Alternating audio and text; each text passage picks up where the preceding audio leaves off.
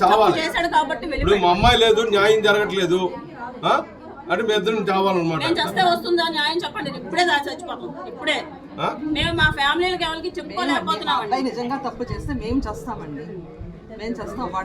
తప్పు చేసి కడిగిన ముత్యం అయినప్పుడు వాడు బయటికి రావాలి కదా. ఇవాళ ఎందుకు లేదు? అక్కడ మసూరీలు లేడు. మీరు అన్న 4-5 రోజులు అయింది. వాళ్ళకి సోమవారం నుంచి ఇవాళ శుక్రవారం, సోమ మంగళ బుధ లక్ష్మి శుక్రవారం 5 రోజులు అయింది. వాడు ఎఫ్ఐఆర్ తయారు చేసి వాళ్ళు ఫోన్ చేశారు. ఫోన్ చేసి పెద్ద మనిషి అక్కడికి వెళ్ళాలా కలద్దా? ఆ రోజు స్విచ్ ఆఫ్ చేసుకుంటూ ఉన్నాడు. అంటే ఎక్కడెక్కడ గూగుల్లో సెర్చ్ చేస్తే మీకు ఫోన్ చేశారంట ప్రభుత్వం.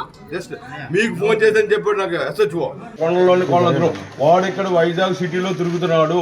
సెల్ స్విచ్ ఆఫ్ చేసి ఎవరైనా పట్టుకున్నారా వాడిని?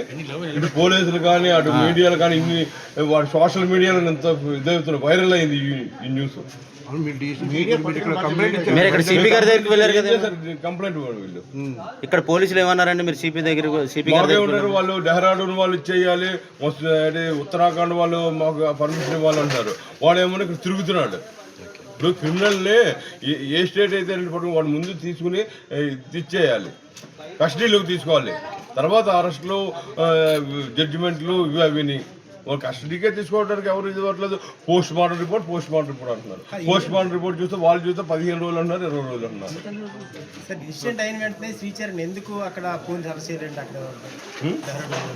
వాడు చూడండి అక్కడ పోలీసుల్ని వీళ్ళని వాళ్ళని అందరినీ తప్పుదో పట్టించాడండి. వాడు చెప్పడం అయితే వాడు మాకు మీకు ఇదే న్యూస్ నేను 10 సార్లు చెప్తాను, ఇదే రిపీట్ చేస్తున్నాను నేను. వాడు మా అమ్మాయి తెల్లవారు 6:30కి చనిపోయిందని చెప్పాడు. చెప్పిన తర్వాత నాకు 8-10 కాల్ చేశాడు. ఆ కాల్ ముందు వాడు ఎంతో మందికి కాల్ చేసి కన్వర్ట్ చేసుకుని లాయర్ని కూడా పెట్టుకున్నాడు. వాడు అక్కడ లాయర్ని కూడా మేనేజ్ చేశాడు వాడు. నాకు అనుమానం వచ్చి మా అమ్మాయికి హార్ట్ బీట్ చెక్ చేయి, లేకపోతే పల్స్ చెక్ చేయి, బాడీ శరీరం ఎలా ఉంది, చల్లగా ఉందా వెచ్చగా ఎలా ఉంది చెక్ చేయంటే ఏ పని చేయలేదు. మీరు ఫోన్ చేసి మీకు 2 టికెట్లు పంపిస్తున్నాను, మీరు అర్జెంటుగా డెహ్రాడూన్ వచ్చేయండి.